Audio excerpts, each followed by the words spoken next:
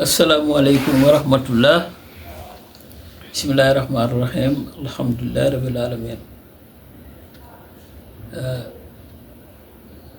Man maay maître Cheikh Amadou Ngom di un passionné des arts martiaux.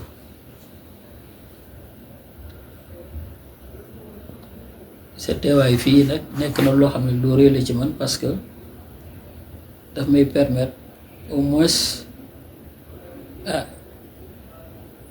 lu bari loo xam ne dafa nekkoon ci man te amoon occasion pour génne ko ma profiter ci pour wax ko.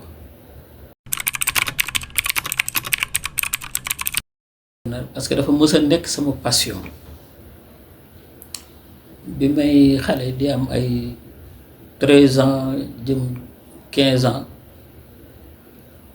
laa doon jéem a taquiner le karaté mais malheureusement c'était à Thiès. Amoon nag benn professeur bu may initier ci art bi li ma ci gënoon poussé nag mooy ku ñuy wax maître Ababacar Sadikh Niang. C'est un cousin et ami d'enfance ñu bokk nag benn kër rek doxoon suñu diggante boobu ñu ngi dëkk taaxi ko waa Thiès amuñu nag fenn fu ñuy demee dañu mujjoon di def cours par correspondance.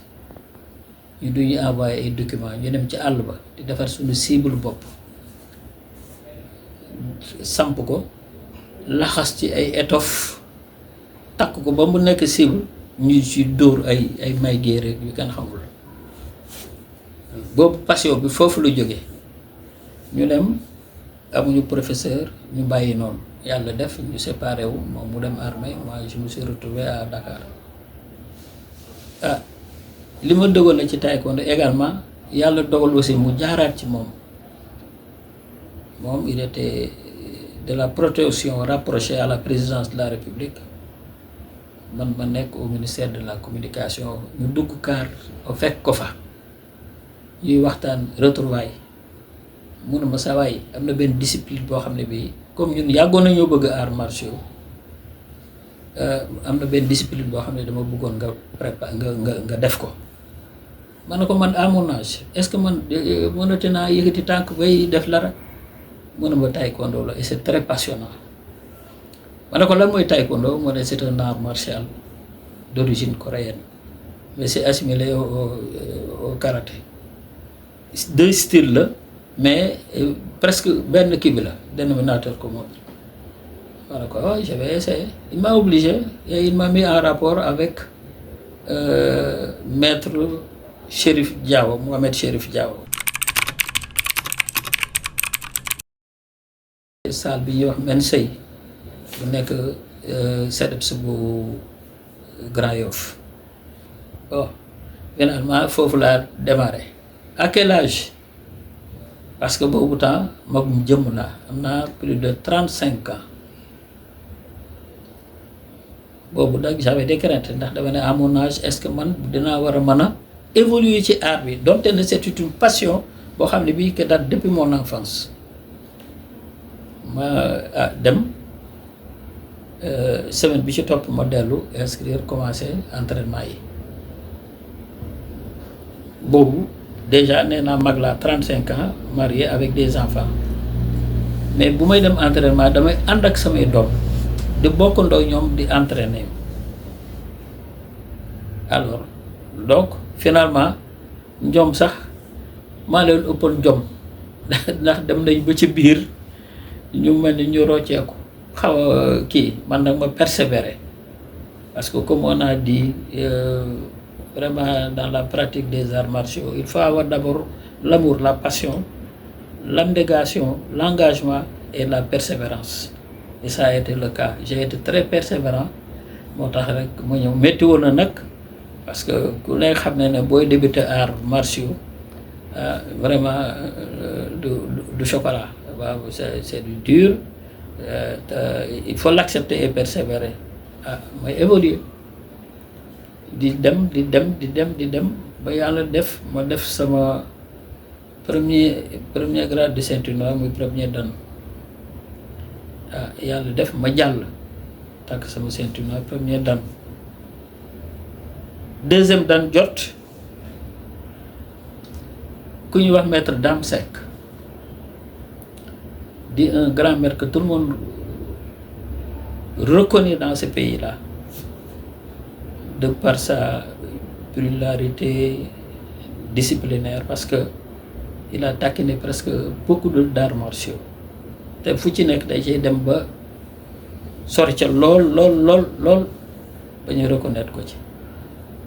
muy sama rakk di sama xarit di sama maître.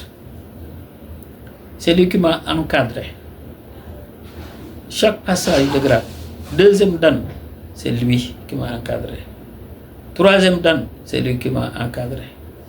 Quatrième dan, c'est lui qui m'a encadré. Toujours persévérant, ma def cinquième dan, mon encadrement. Ba sixième dan. Actuellement, je fais 7 ans de sixième dan.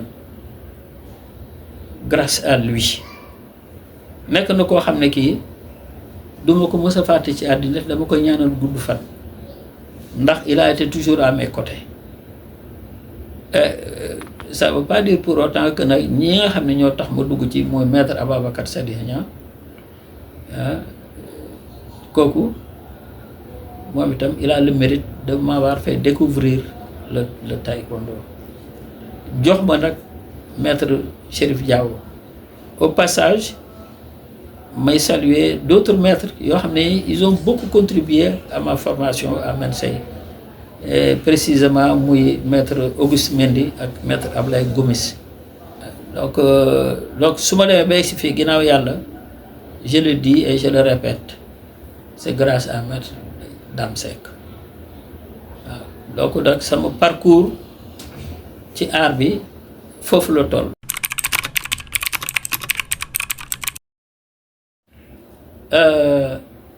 Yemuma ci taekwondo bi rek, mais on a découvert une autre discipline qui, à mon humble avis, man defe naa ne mën nañ ko defar lool. C'est vrai que c'était pas facile du tout, mais ku xam maître Dame Seck ki nga xam ne c'est le précurseur de cette discipline ici au Sénégal, ñi di ko defee fële Camp Leclerc. Ma def ab kilo inscrit, je faisais partie de la première promotion, di dem di évoluer di dem, lu xale yi def ma def ko, lu xale yi def ma def ko. Am na loo xam ne sax moo ko fàtte ci taekwondo bi, parce que bi may dem di préparer sama 3e dan xaw ma 4e dan, nekk nañ salle di entraîner à Bastos, je me rappelle très bien. ñuy def ay exercice physique, mam endurance boo xam ne bii xale yi ma nekk noo xam ne samay doom ak samay jarbaat lañ, ñoom ñëpp dañoo mujj kaw, man ma persévérer continuer ba maître Dame arrêté affaire yi, daane leen regarder kii nga xam ne mën na leen bàyyi, il a réussi à faire ce qu'on lui a demandé de faire, mu mag leen fuuf ma leen a jur. Tey yéen yi moitié bi sax defu leen ko ngeen essoufflé, daal leen punir ñoom ñëpp ci salle à cause de moi. Nga xam ne affaire bi du question, c'est dans l'esprit, état d'esprit la, c'est le mental. Leen da nga koy gëm, nga xam ne gëm nga ko nga dem ba jeex.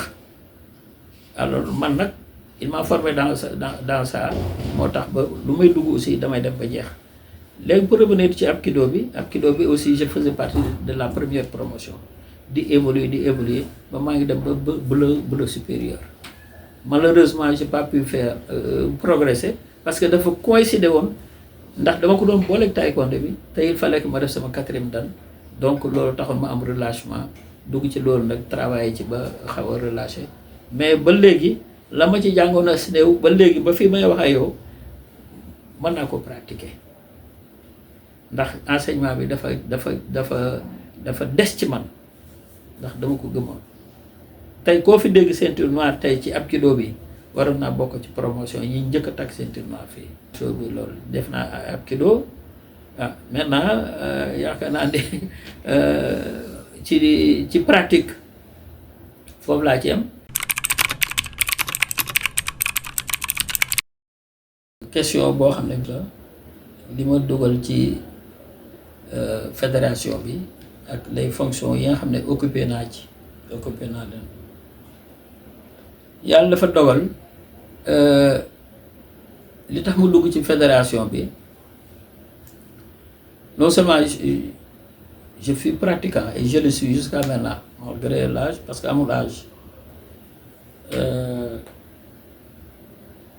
dama ñëwoon nekk au ministère de la communication am fa responsabilité am possibilité aussi mën a appuyer la fédération qui n'avait pas de siège à l'époque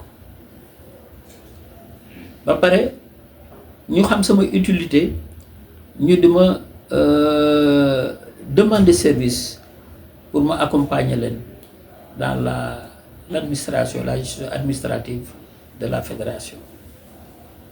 Si on se rappelle, le premier président de la fédération, d'abord CNP,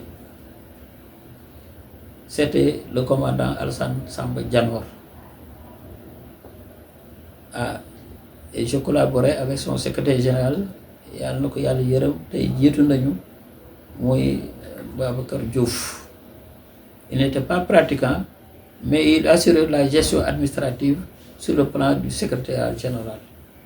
Loolu foofu laa commencé jaar direction technique bi avec maître Ismaïla Traoré moom itam il avait ses problèmes saa yu demee ba nga xam ne léegi mu ngi bëgg a am yu muy defar bëgg a def ay communiqué ay circulaire un peu partout yooyu sur le plan technique du am ko defal mu jóge école police wala bu yónnee un policier un jeune policier en formation bu ñëw andil ma dossier yi ma exploité ko corriger li may corriger ba pare jël sama secrétaire jox ko mu tàppe ko su may wàcc ma dem ba école police fekk ko fa boobu maa ngi dëkk HLM Grand Yoff ma jógee ministère communication dem ba école police jox ko ay documents daal di continuer ñëw ñibbisi passion boobu moo ci amoon ak li nga xam ne je reste redevable au taekwondo parce que am na fu ma féete man itam am na fu ma ko war a féete loolu ma gën a dugal ci gestion administrative ñu toog nag ñëpp daal di constaté ñu war a nekkat bureau bi ak yu demee noonu il faut que ñu seet koo xam ne kii personne ressource la pour moo na ñu jàppale et comme j'avais les dispositions et la disponibilité ma boole lépp na leen je suis prêt à vous accompagner ci laa nag en 2002 j'ai été l'initiateur de la mise sur pied de la Ligue de Dakar de taekwondo avec l'inspecteur Cissé. J'ai démarché ba yàlla def ñu installer la Ligue et je fus le premier secrétaire général de la Ligue de taekwondo de Dakar en 2002 et le président n'est autre que le commissaire Assane Ndoye qui a été propulsé à la tête de la Ligue de Dakar yàggu fa trop après mu daal dem à la fédération remplacé là-bas je pense si ce n'est pas le colonel Sadir Niang à l'époque il était lieutenant c'est le comment dirais-je Moubarak Lo loolu moo mu dugal ci gestion administrative bi en tant que premier secrétaire général mu dem bàyyi ma fa mu continuer.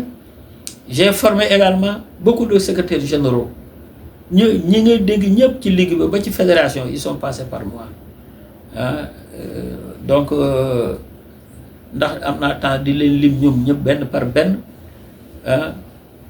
ñoom ñëpp en tout cas ba l'actuel président de la fédération sénégalaise de taekwondo Ababacar Fall mais man maa ko xëcc à mes côtés par le biais de maître Amadou Sy da ko sa élève bi andil ma ko parce que kii intellectuel la te xam naa ne mën naa ko passer le témoin ëllëg c'est comme ça qu'il est venu intégrer la fédération d'abord la ligue avec Fodé Sakho jóge ci secrétaire général am ñu ma jàppale ñoo xam ne formé naa leen ba pare ma jóge fa nag daal di dem jéem a yéeg parce que dama ne nag damaa sonn ci bindi rédaction kërëb léegi nag il faut comme formé naa ay jeunes ils n'ont qu'à me remplacer man nag ma yéeg. Alors de là, j'étais deuxième vice-président, ensuite premier vice-président pendant presque 6 ans, avant de devenir président par intérim de la fédération. Donc, loolu yëpp ci parcours bi la ça m'a permis nag de voyager un peu partout accompagnant l'équipe nationale représentant en tout cas notre discipline à travers vraiment presque beaucoup de pays d'Afrique. Je peux citer la Libye, Madagascar, dem nañ Kenya, dem nañ Tunisie, dem nañ Égypte. te bi may dem Égypte maître Dame Seck était l'entraîneur de l'équipe nationale. ba ñu demee aussi ci lañ am une qualifiée muy Binta Diédhiou au Jeux de Londres. maître Balla Dièye bi ñu demee Maroc également qualification Jeux de Rio maa ko yóbbu ba mu demee fa la qualifié pour les Jeux de Rio. donc pour dire que vraiment yàlla def na ba xëy na njëglaay la aussi waaw parce que saa yi ma demee bu ñu on revient avec des trophées et des médailles. donc nekk naa fi trésorier adjoint, nekk naa fi secrétaire général, nekk naa fi vice-président, nekk naa fi sax président par intérim de la fédération. alors donc daal loolu mooy sama parcours boo xam ne bii def naa ko. xëy na am naa benn reconversion bi ma def reconversion bi mooy ba ma demee ba nga xam ne je me suis retiré de la gestion administrative de la fédération. je me suis consacré aux enfants. J'ai ouvert des salles. Comme c'est une passion boo xam ne bii je ne pourrai jamais m'en départir mu ubbi salle fii ci mosquée bii commencé former d'abord l'imam ratib qui est actuellement notre imam ratib avec ses Naïm et Bilal. J'ai un adjoint aussi qui s'appelle Maître Cissé. dama ko ubbil salle ici à Cambérène. donc moom itam mu nga fay exercer di ñëw fii di jàpp ci saal yi fii. loolu daal mooy li nga xam ne mooy gestion administrative bi ba fi ma egsi fii ba reconvertir dem nekk formateur di initier xale yi les enfants vraiment à la satisfaction de leurs parents.